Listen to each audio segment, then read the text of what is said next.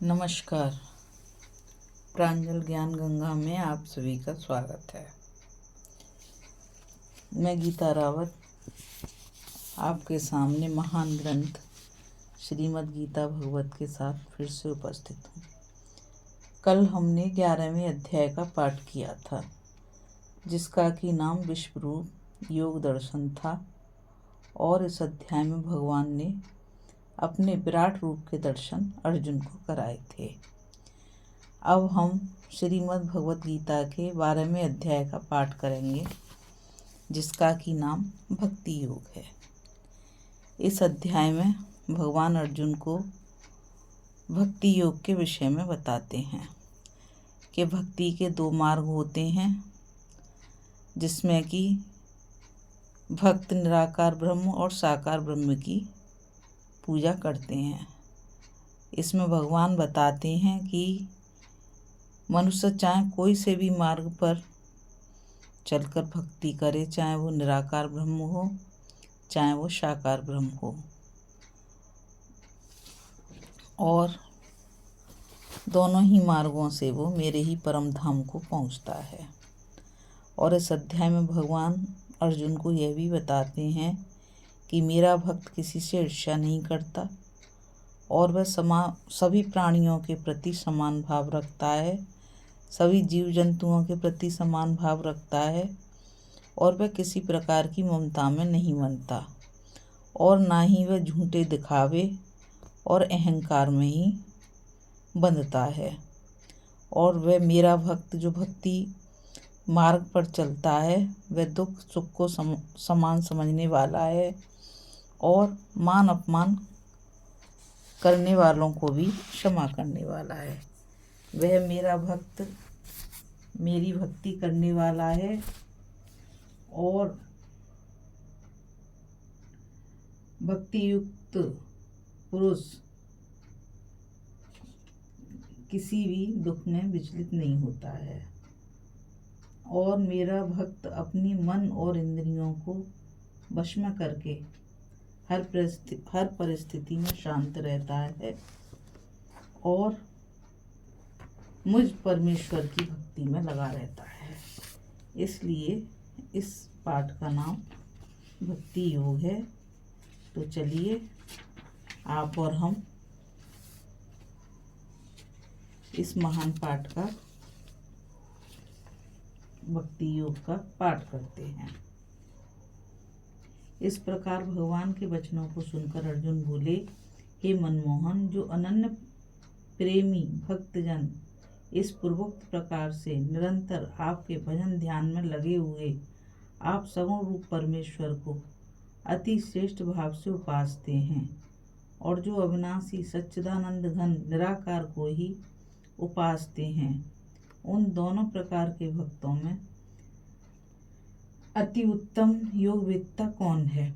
इस प्रकार अर्जुन के पूछने पर श्री कृष्ण भगवान बोले, हे अर्जुन, मेरे में मन को एकाग्र करके निरंतर मेरे भजन ध्यान में लगे हुए जो भक्तजन अतिशय श्रेष्ठ श्रद्धा से युक्त हुए मुझ सगुण रूप परमेश्वर को भजते हैं, वे मेरे को योगियों में भी अति उत्तम योगी मान्य हैं, अर्थात उनको मैं अति श्रेष्ठ मानता हूँ।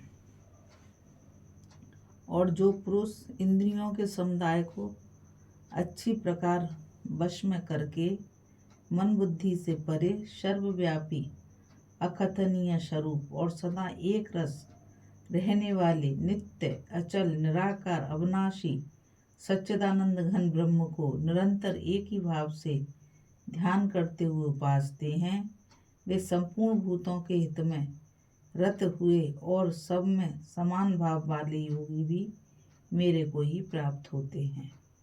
किंतु उन सच्चिदानंद घन निराकार ब्रह्म में आसक्त हुए चित्त वाले पुरुषों के साधन में कलेश अर्थात परिश्रम विशेष है, क्योंकि देहाभिमानियों से अव्यक्त विषयक गति दुख पूर्वक प्राप्त की जाती है, अर्थात जब तक शरीर में अभिमान रहता है तब तक शुद्ध सच्चिदानंद घन निराकार ब्रह्म में स्थिति होनी कठिन है।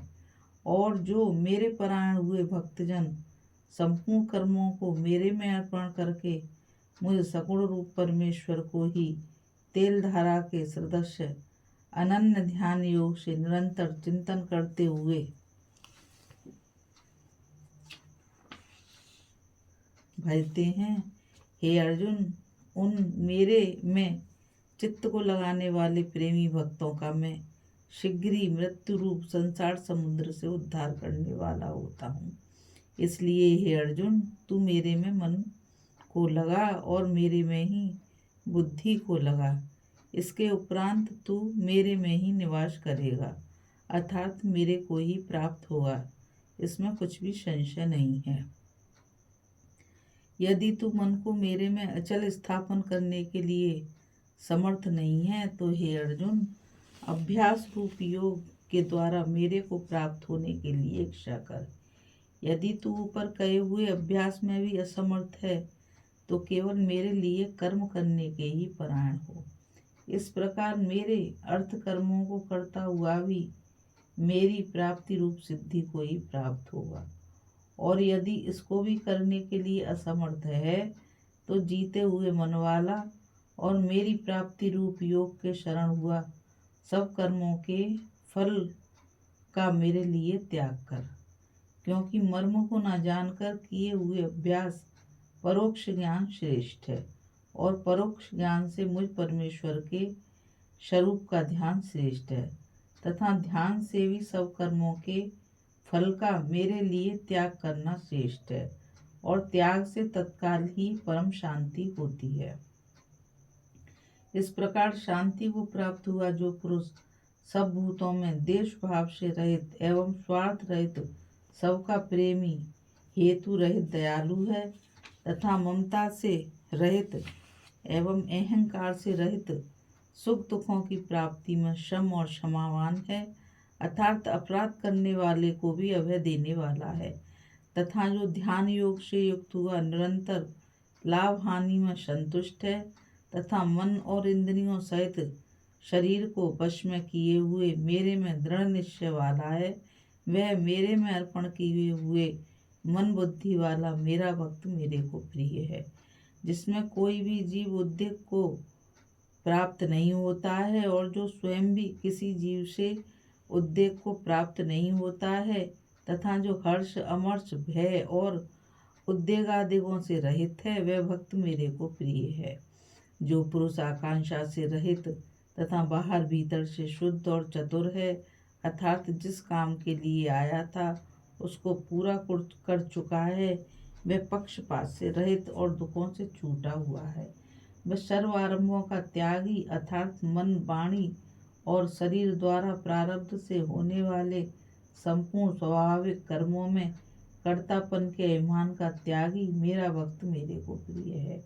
जो न कभी हर्षित होता है, न द्वेष करता है, न शोच करता है, न कामना करता है, तथा जो शुभ और अशुभ संपूर्ण कर्मों के फल का त्यागी है, वह भक्ति युक्त पुरुष मेरे को प्रिय है।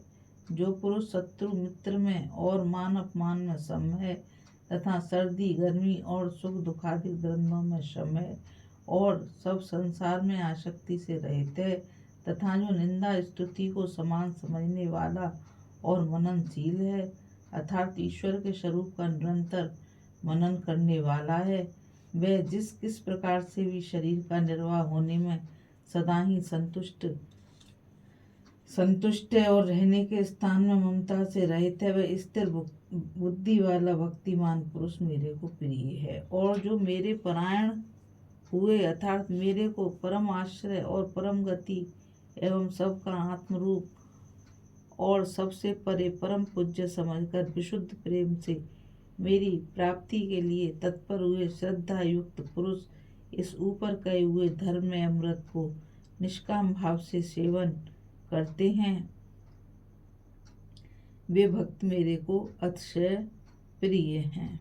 इति श्रीमद् भगवत गीता रूपी उपनिषद एवं ब्रह्म विद्या तथा योग शास्त्र विषयक श्री कृष्ण और अर्जुन के संवाद में भक्ति योग नामक 12वां अध्याय समाप्तम। बोलो श्री विष्णु भगवान की जय। बोलो श्री गीता महापुराण की जय।